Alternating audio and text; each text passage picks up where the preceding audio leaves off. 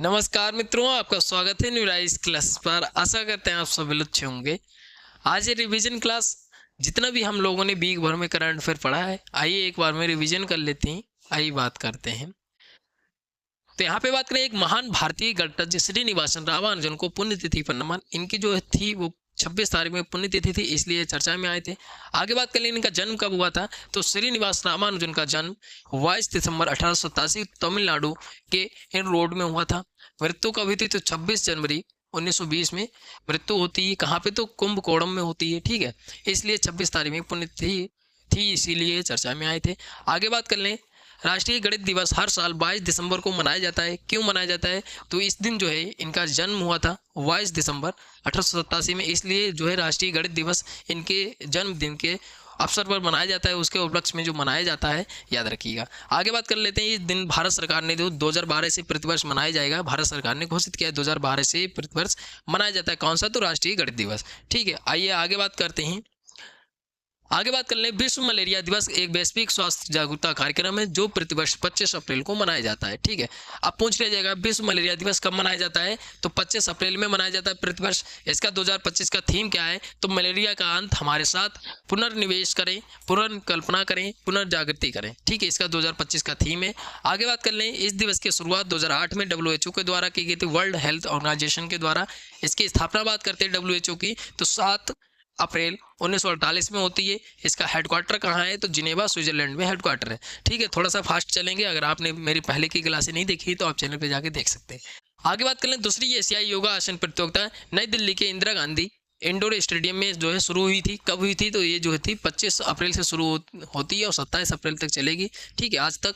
आगे बात कर लें, 21 एशियाई देशों के 170 से अधिक जो है एथलीट इसमें भाग लेंगे। तो इतने जो है 170 से अधिक एथलीट भाग लेंगे। कितने देश के जो हैं, तो 21 एशियाई देशों के। ठीक है, आगे बात कर लें, इसरो के पूर्व अध्यक्ष और भारत की राष्ट्रीय शिक्षा नीति के प्रमुख निर्माता डॉक्टर के कस्तूरी रंगन का जो है सुबह बेंगलुरु स्थित उनके आवास पर निधन हो गया। कितने वर्ष के थे, तो 84 वर्ष के थे। इनका जन्म कब होता है, 24 अक्टूबर 1940 में एर्नाकुलम कोचीन में जन्म होता है, वर्तमान में केरल में। ठीक है, मृत्यु कब होती है, तो 25 अप्रैल में मृत्यु हुई थी, इसलिए इन्हें चर्चा में आए थे। इसरो के पूर्व अध्यक्ष रहे, इसलिए महत्वपूर्ण बन जाता है। ठीक है, 25 अप्रैल 2025 को इनका जो है डेथ हो गया था, 84 वर्ष के, बेंगलुरु कर्नाटक में। आगे बात कर ले, मुंबई विश्वविद्यालय से इन्होंने जो है विज्ञान स्नातक और विज्ञान स्नातकोत्तर किया है। आगे बात कर ले, भौतिक अनुसंधान प्रयोगशाला से डॉक्टर ऑफ फिलोसफी किया है। आगे बात कर लेते हैं, भारत सरकार द्वारा कुछ पुरस्कार दिए गए इनको, जैसे 2000 में पद्म भूषण से सम्मानित किया गया, 1992 में पद्म भूषण दिया गया, और जो है 1982 में पद्मश्री। जो पद्म पुरस्कार होते हैं 3 कैटेगरी में दिए जाते हैं, तीनों कैटेगरी में इनको पुरस्कार दिए गए। 2003 में बात करते हैं, आर्यभट्ट पुरस्कार दिया गया। 2009 में जो है Vikram Sarabhai memorial gold medal दिया गया। और बात करते हैं, कस्तूरी रंगन को 27 विश्वविद्यालयों से मानद डॉक्टरेट की उपाधि भी प्राप्त हुई थी, तो याद रखिएगा। अब इसरो की बात आई है, तो इसरो की स्थापना पूछी जा सकती है। स्थापना कब हुई थी, 15 अगस्त 1969 में स्थापना होती है। वर्तमान में अध्यक्ष बात कर लेते हैं, तो वर्तमान में अध्यक्ष कौन है इसरो के, तो वी नारायण अध्यक्ष हैं। ठीक है, वी नारायण अध्यक्ष हैं, इतनी चीज भी याद रखिएगा। आइए आगे बात करते हैं।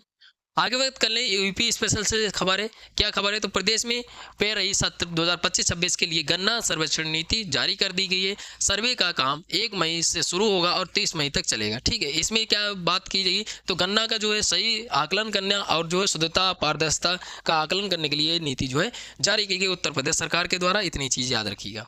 आगे बात करते हैं, प्रधानमंत्री नरेंद्र मोदी ने मधुबनी में राष्ट्रीय पंचायती राज दिवस के मौके पर 13,448 करोड़ रुपए के लागत की अनेक विकास परियोजनाओं का शुभारंभ और शिलान्यास कर राष्ट्र को समर्पित किया है। तो मधुबनी कहाँ का जिला है, तो बिहार का है। ठीक है, यहाँ पे एक कार्यक्रम आयोजित किया गया था। कौन सा, तो राष्ट्रीय पंचायती राज दिवस पर एक कार्यक्रम आयोजित किया गया था, वहीं पे जो है ये जो है शिलान्यास किया गया है। आइए थोड़ा सा और चर्चा करते हैं। यहाँ पे बात कर लें, पंचायती राज दिवस कब मनाया जाता है, 24 अप्रैल में मनाया जाता है यहाँ। और बिहार के मधुबनी जिले में एक कार्यक्रम आयोजित किया गया था, वहीं से जो है ग्राम सभाओं को संबोधित किया है। देश की जो ग्राम सभाएं हैं उसको संबोधित किया है। अगर बात कर लें, इस दिवस की शुरुआत जो है 2010 में होती है। ठीक है, और बात करते हैं इसको संवैधानिक दर्जा कब दिया गया था, तो 73वां संविधान संशोधन अधिनियम में 1992 उसके द्वारा जो है पंचायती राज व्यवस्था को संवैधानिक दर्जा दिया गया था। अगर बात करें नगर पालिकाओं को संवैधानिक दर्जा कब दिया गया, तो 74वां संविधान संशोधन अधिनियम है, उसके द्वारा ये भी 1992 का है। ठीक है, और बात करते हैं 73वां संविधान संशोधन द्वारा 11वीं अनुसूची को जोड़ा गया, 74वें संविधान संशोधन के द्वारा जो है 12वीं अनुसूची को जोड़ा गया है। ठीक है, इतनी चीज़ याद रखिएगा। आइए आगे बात कर लेते हैं। यहाँ पे बात कर लें भारतीय संविधान में जो है पंचायती राज व्यवस्था का उल्लेख कहाँ पे मिलता है, तो भाग 9 में मिलता है, अनुच्छेद 243 से 243 ओ तक मिलता है, और अनुसूची कौन से संबंधित है, तो 11वीं अनुसूची संबंधित है। ठीक है, आइए आगे बात कर लेते हैं। आगे बात करें नेपाल में गोरखा भूकंप का 10वां स्मृति दिवस मनाया जा रहा है, तो कौन सा, तो 10वां स्मृति दिवस मनाया जा रहा है गोरखा भूकंप का। आगे बात करें 25 अप्रैल 2015 को देश में 7.6 तीव्रता वाला भूकंप आया था, कहाँ पे, तो गोरखा भूकंप। ठीक है, इसका केंद्र कहाँ था, तो गोरखा जिले में था, इसलिए गोरखा जो है भूकंप जाना जाता है, और इसमें जो है 9,079 लोग मारे गए थे और 22,309 लोग घायल हुए थे। आगे बात कर लें नेपाल के 8 लाख निजी घरों और 1500 सांस्कृतिक धरोहरों को नुकसान हुआ था। ठीक है, इस भूकंप से 10वां स्मृति दिवस मनाया जा रहा है। आगे बात कर लें माननीय मुख्यमंत्री योगी आदित्यनाथ जी के $1 ट्रिलियन इकोनॉमी लक्ष्य की दिशा में उत्तर प्रदेश ने एक और बड़ा कदम बढ़ाया है। क्या कदम बढ़ाया है, यमुना एक्सप्रेस वे औद्योगिक विकास प्राधिकरण क्षेत्र में राज्य का पहला इलेक्ट्रॉनिक्स मैन्युफैक्चरिंग क्लस्टर मंजूरी हुआ है। ठीक है, इसमें पहला हुआ है राज्य में, इसलिए महत्वपूर्ण बन जाता है। ठीक है, इसमें बात करते हैं, इसमें हैवेल्स इंडिया 800 करोड़ रुपए जो है निवेश करेगी। ठीक है, इसमें जो है 800 करोड़ रुपए जो निवेश करेगी वो घरेलू उत्पाद बनाने के लिए। ठीक है, घरेलू उपकरण बनाने के लिए, इतनी चीज़ याद रखिएगा। तो यहाँ पे जो है इलेक्ट्रॉनिक्स निर्माण हब बनाया जाएगा नया उत्तर प्रदेश में। ठीक है, ये चीज़ याद रखिएगा। कितने एकड़ में बनाया जाएगा, 206 एकड़ में बनाया जाएगा। कितना लागत होगा, तो 539 करोड़ रुपए की लागत से बनाया जाएगा एक हब, याद रखिएगा। आगे बात कर लें, उत्तर प्रदेश सरकार ने 2027 तक सौर ऊर्जा के माध्यम से 22,000 मेगावाट बिजली उत्पादन का लक्ष्य निर्धारित किया है। अब पूछ लिया जाएगा कि उत्तर प्रदेश सरकार ने 22,000 मेगावाट बिजली उत्पादन का लक्ष्य जो है कब तक रखा है, तो 2027 तक रखा है। ठीक है, साथ ही जो है 30,000 युवाओं को रोजगार देने की भी बात की गई है। और इसके बात करते हैं, इसके लिए उत्तर प्रदेश नवीन एवं नवीकरणीय ऊर्जा विकास प्राधिकरण और कौशल विकास मंत्रालय मिलकर काम कर रहे हैं। कौन से मंत्रालय काम कर रहे हैं और कब तक लक्ष्य रखा गया है, तो ये महत्वपूर्ण बन जाता है। आइए आगे बात कर लेते हैं। आगे बात करें, उत्तर प्रदेश सरकार ने इलेक्ट्रिक व्हीकल को बढ़ावा देने के लिए एक व्यापक मास्टर प्लान तैयार किया है। क्या, तो यहाँ पे बात कर लें, UP electric vehicle manufacturing and mobility नीति 2022 के तहत 440 करोड़ रुपए की कुल सब्सिडी का प्रावधान किया गया है, जिसमें 2.35 लाख लोग लाभान्वित होंगे। इसमें 100 करोड़ की सब्सिडी 2 लाख से अधिक गिग वर्कर्स के लिए है, जो फ्लिपकार्ट, अमेजोन जैसी कंपनियों में जो है से जुड़े हुए हैं। और बात करते हैं, सरकार इन कंपनियों को अपने डिलीवरी फ्लीट को इलेक्ट्रिक में बदलें। तो यहाँ पे बात कर लें, जो हाल ही में जम्मू कश्मीर में पहलगांव में हमला हुआ है, उसकी वजह से भारत सरकार ने पाकिस्तान पर कुछ प्रतिबंध लगा दिए हैं। आइए बात कर लेते हैं। तो यहाँ पे बात करें, पाकिस्तान के साथ 1960 का सिंधु जल समझौता निलंबित कर दिया गया। अब पूछ लिया जाएगा कि पाकिस्तान के साथ भारत का कब जो है सिंधु जल समझौता हुआ था, तो 1960 में। आगे बात करें, अटारी सीमा का बंद करने का फैसला, तो अटारी वाघा बॉर्डर है उसको बंद करने का फैसला। आगे बात कर लें, पाकिस्तानी नागरिकों के लिए सार्क वीजा प्रतिबंध। आगे बात कर लें, राजनयिकों को निकासन भी किया गया है। उसके अलावा बात कर लें, राजनयिकों की संख्या 55 से घटाकर जो 30 कर दी गई। ये सब इन्फॉर्मेशन जो है विक्रम मिस्री जो हमारे विदेश मंत्री इन्होंने दी है। ठीक है, इतनी चीज़ याद रखिए। अब यहाँ पे जो है सार्क आया है, तो सार्क के बारे में भी थोड़ा सा चर्चा कर लेते हैं।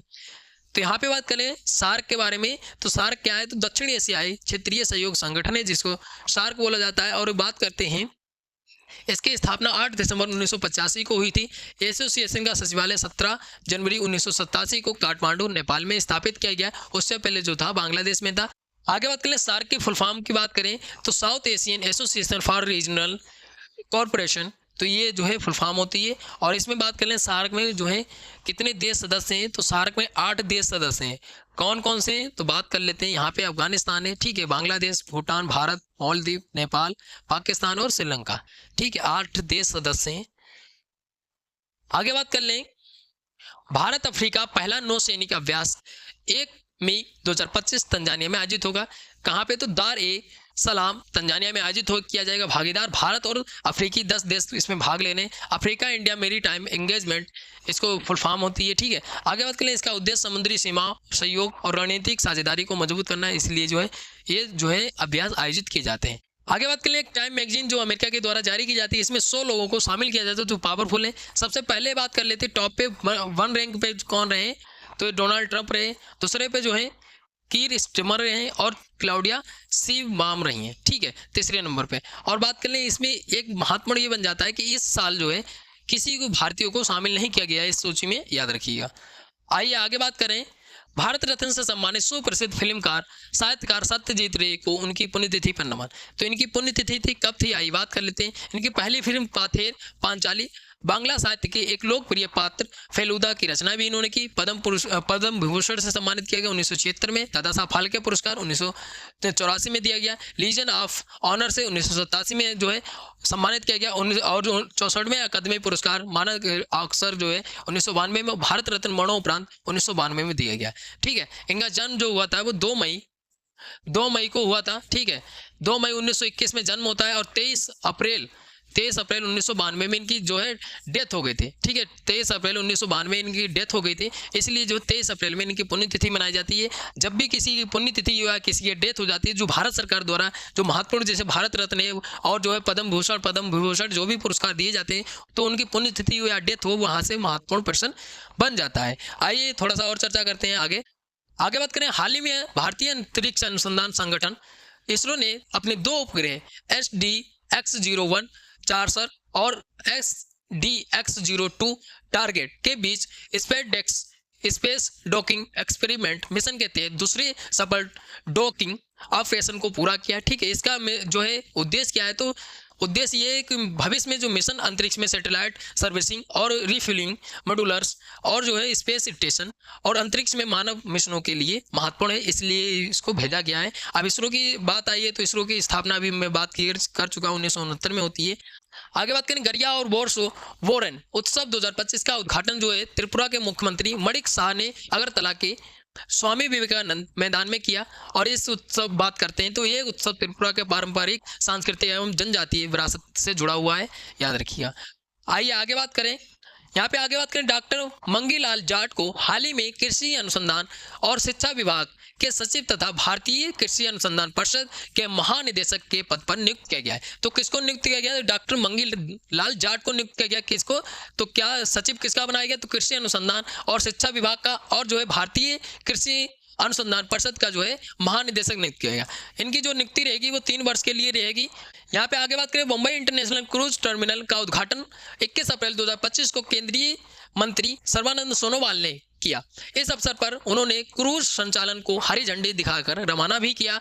यह टर्मिनल भारत का सबसे बड़ा क्रूज टर्मिनल है, जिसे सालाना 1 मिलियन यात्रियों को संभालने की क्षमता के साथ तैयार किया गया है। इसकी दैनिक क्षमता लगभग 10,000 यात्रियों की है और इस टर्मिनल की विशेषता ये है कि ये एक साथ 5 क्रूज जहाज़ों को ठहराने में सक्षम है, तो इसलिए महत्वपूर्ण बन जाता है। ठीक है, किसने उद्घाटन किया, ये महत्वपूर्ण बन जाता है। आगे बात कर लें, जो है BCCI है, इसने एक जो है कॉन्टैक्ट लिस्ट तैयार की है। इसमें जो है बात करते हैं तो उसमें जो खिलाड़ी हैं उनको प्रदर्शन और उनके जो है टीम योगदान के लिए अलग अलग कैटेगरी में बांटा गया है और 34 खिलाड़ियों को शामिल किया गया है। इसमें A+ में ग्रेड में अगर बात करते हैं तो 4 खिलाड़ियों को शामिल किया गया है।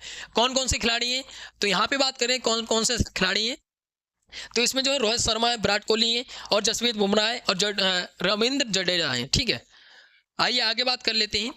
आगे बात करें, भारत सरकार ने अप्रैल 2025 में सुप्रीम कोर्ट के सेवानिवृत्त न्यायाधीश जस्टिस दिनेश महसूरी को 23वें विधि आयोग का अध्यक्ष नियुक्त किया गया। तो 23वें विधि आयोग का अध्यक्ष किसे नियुक्त किया गया? जस्टिस दिनेश महसूरी को। इस आयोग में हितेश जैन और प्रोफेसर DP वर्मा को पूर्णकालिक सदस्य बनाया गया। यह आयोग 1 सितंबर 2024 को गठित किया गया था। इसका कार्यकाल 31 अगस्त 2027 तक रहेगा। ठीक है, आइए आगे बात करते हैं। आगे बात करें, पूर्व वित्त सचिव राष्ट्रीय वित्तीय रिपोर्टिंग प्राधिकरण के अध्यक्ष रहे अजय भूषण पांडे को हाल ही में एशियाई इंफ्रास्ट्रक्चर इन्वेस्टमेंट बैंक में उपाध्यक्ष के रूप में नियुक्त किया गया। तो कहाँ पे नियुक्त किया गया? एशियाई इंफ्रास्ट्रक्चर इन्वेस्टमेंट बैंक में जो है उपाध्यक्ष नियुक्त किया गया। किसको? तो अजय भूषण पांडे को। ठीक है, आगे बात कर लेते हैं। ये जो है बहुपक्षीय विकास बैंक है जिसका मुख्यालय बीजिंग चीन में स्थित है। आगे बात करें, विश्व में पर्यावरण संरक्षण प्रयासों में समर्थन के लिए 22 अप्रैल को पृथ्वी दिवस मनाया जा रहा है। आगे बात कर लें, 1969 में यूनेस्को शिखर सम्मेलन में सुझाव के बाद पहली बार 1970 में पृथ्वी दिवस मनाया गया था। आगे बात कर लें, इस वर्ष पृथ्वी दिवस का विषय क्या है या थीम पूछा जा सकता है, तो हमारी शक्ति हमारा ग्रह। आगे बात कर लें, इस साल इसकी 55वीं वर्षगांठ बनाई गई है। आगे बात कर लें, डेजर्ट फ्लैग 10, तो ये जो है भारतीय वायुसेना के साथ और संयुक्त अरब अमीरात के साथ हुआ है और संयुक्त अरब अमीरात में आयोजित किया गया है। ठीक है, यहाँ पे बात कर लें कि इसमें जो है संयुक्त अरब अमीरात के साथ और देशों ने भाग लिया, जैसे Australia, Bahrain, France, Germany, Qatar, Saudi Arab और कोरिया, गणराज्य, तुर्की, यूएई, यूनाइटेड किंगडम और संयुक्त राज्य अमेरिका। इसमें वायुसेना ने भाग लिया है और ये जो है 21 अप्रैल से 8 मई तक चलेगा। ठीक है, आइए आगे बात कर लेते हैं। आगे बात करें, गुजरात राज्य में एशियाई शहरों की जनगणना को 2 चरणों में की जाएगी और संभवतः जो है 10 से 13 मई तक हो जाएगी। ठीक है, इतनी चीज याद रखिएगा। और यहाँ पे महत्वपूर्ण बन जाता है, 11 जिलों के कुल 35,000 वर्ग किलोमीटर क्षेत्र का सर्वेक्षण किया जाएगा। कितने जिलों में किया जाएगा और कितने क्षेत्र में किया जाएगा, ये महत्वपूर्ण बन जाता है। आगे बात करें, बिहार में वायुसेना की सूर्य टीम पटना में एरोबेटिक एयर शो जो शुरू करेगी, हो चुका है, ये याद रखिए। आगे बात कर लें, ये एयर शो राजधानी पटना में जो है सुबह 10 बजे से 11 बजे तक जो है गंगा नदी पर होगा। आगे बात करें, 1857 की क्रांति के नायक बाबू वीर कुंवर सिंह के विजय उत्सव के अवसर पर ये जो है कार्यक्रम आयोजित किया जा रहा है। आगे बात करें, अमेरिका के राष्ट्रपति डोनाल्ड ट्रंप के खिलाफ जो है प्रदर्शनी की गई है और इसका नाम क्या आंदोलन के बाद दिया गया है, तो 50-50-1 नाम दिया गया है। क्यों नाम दिया गया है, तो इसका अर्थ जो है 50 विरोध प्रदर्शन, 50 राज्य और एक आंदोलन। ठीक है, इसका जो है पूछा जा सकता है ये क्या है, ये नंबर दे दिया जाएगा। आगे बात करें, पद्म भूषण से सम्मानित प्रसिद्ध वायलिन वादक लालगुडी जी जयरामन की पुण्यतिथि पर नमन। तो इनका जो है जन्म हुआ था 17 सितंबर 1930 में जन्म होता है और 22 अप्रैल 2013 में इनका डेथ हो गया था, इसलिए इनकी 22 अप्रैल में पुण्यतिथि थी, इसलिए चर्चा में आए थे। उसके बाद पद्मश्री 1972 में दिया गया, संगीत अकादमी पुरस्कार 1978 में दिया, पद्म भूषण 2001 में दिया गया, इसलिए इनका महत्व हो जाता है क्योंकि इनको जो है पद्म पुरस्कार दिए गए। आगे बात करें, ईसाई धर्म का सर्वोच्च धर्म गुरु पोप फ्रांसिस 88 वर्ष की आयु में निधन हो गया इनका। ठीक है, इनका जन्म होता है 17 दिसंबर 1936 में जन्म हुआ था और जो है 21 अप्रैल 2025 में इनका डेथ हो गया।